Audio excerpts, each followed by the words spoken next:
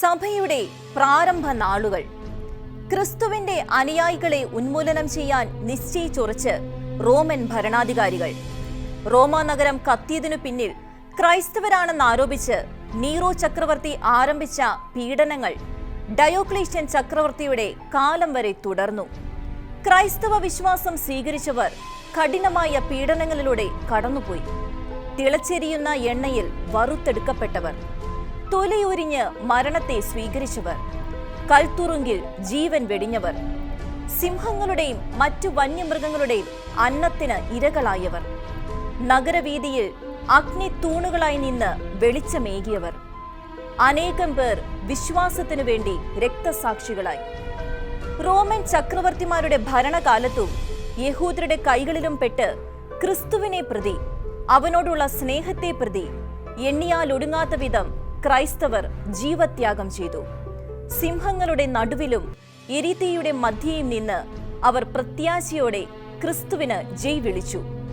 മതപീഡനത്തിന്റെ കാര്യത്തിൽ ആദിമസഭയിൽ നിന്നും ഒട്ടും വ്യത്യസ്തമല്ല ഇന്നത്തെ ആധുനിക സഭയും. അതിന് ഏറ്റവും നല്ല 2 ഉദാഹരണങ്ങളാണ് യേശുവിലുള്ള വിശ്വാസം ത്യജിക്കാത്തതിന്റെ പേരിൽ ധീര രക്തസാക്ഷികളായവരുടെ രാജ്യങ്ങളായ സിറിയയും ഇറാഖും. യേശുവിനെ തള്ളിപ്പറയാൻ തയ്യാറാകാത്തതിനാലും അന്യമത വിശ്വാസം സ്വീകരിക്കാത്തതിന്റെ പേരിലും സ്വന്തം നാടും വീടും വിട്ട് പലായനം ചെയ്യേണ്ടി വന്നവരുടെ രാജ്യങ്ങൾ. പീഡനകാലത്ത് ക്രിസ്തുവിലുള്ള വിശ്വാസം ഇത്രയേറെ മുറുകെ പിടിച്ച് മറ്റൊരു ജനതയും ഒരു പക്ഷേ ലോകത്തുണ്ടാവില്ല. എല്ലാം നഷ്ടമായെങ്കിലും ക്രിസ്തുവിനെ മാത്രം നഷ്ടമായിട്ടില്ലെന്ന ബോധ്യമുള്ളവർ.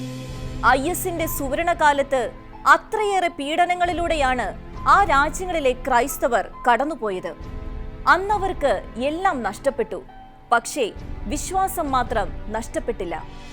നിങ്ങൾക്ക് ഞങ്ങളുടെ കഴുത്ത് അറുത്തെടുക്കാം, ഞങ്ങളുടെ ദേവാലയങ്ങൾ ചുട്ടരിക്കാം, പക്ഷേ ഞങ്ങളുടെ സ്വർഗം നിങ്ങൾക്ക് അടർത്തി മാറ്റാനാവില്ല. ഞങ്ങൾ മരിക്കുമ്പോൾ യഥാർത്ഥത്തിൽ ഞങ്ങൾ മരിക്കുന്നില്ല, ദൈവരാജ്യത്തിലേക്ക് പ്രവേശിക്കുകയാണ്. രക്തസാക്ഷിത്വത്തിന് തയ്യാറായ ക്രൈസ്തവരുടെ വിശ്വാസ സാക്ഷ്യമാണിത്. ക്രൈസ്തവരുടെ ഭവനങ്ങളും ദേവാലയങ്ങളുമാണ് എപ്പോഴും അക്രമികളുടെ ലക്ഷ്യമായിരുന്നത്. ക്രൈസ്തവ സമൂഹങ്ങൾക്കെതിരെ ക്രൂരമായ ആക്രമണങ്ങൾ അഴിച്ചുവിട്ടു. വൈദികരെ തട്ടിക്കൊണ്ടുപോയി കൊലപ്പെടുത്തി. പുരുഷന്മാർ കൊല്ലപ്പെട്ടു. കുഞ്ഞുങ്ങളെ അമ്മമാരുടെ കൺമുൻപിൽ ജീവനോടെ കുഴിച്ചുമൂടി. അവരുടെ തലകൾ അവർ പൊതുനിരത്തുകളിൽ കമ്പികളിൽ കുത്തി നിർത്തി. യുവതികളെ ലൈംഗിക അടിമകളാക്കി പിടിച്ചുകൊണ്ടുപോയി.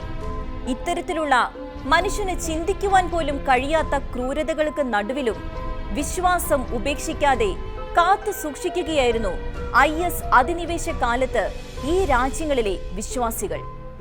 ഭൗതികമായി എല്ലാം നഷ്ടപ്പെട്ടുവെങ്കിലും ആത്മീയമായി വിശ്വാസത്തിലും പ്രതീക്ഷയിലും അവശേഷിക്കുന്ന ക്രൈസ്തവർ അവിടെ ജീവിക്കുന്നു.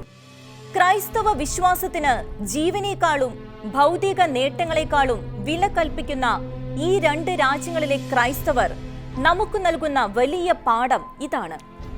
ക്രിസ്തുവിലുള്ള വിശ്വാസമാണോ അതോ ജീവനാണോ വേണ്ടത് എന്ന ഒരു തിരഞ്ഞെടുപ്പിന് മുൻപിൽ ഒരു ക്രൈസ്തവൻ എടുക്കേണ്ട തീരുമാനം ജീവനേക്കാൾ വലുതാണ് ക്രിസ്തുവിലുള്ള വിശ്വാസം എന്നതായിരിക്കണം.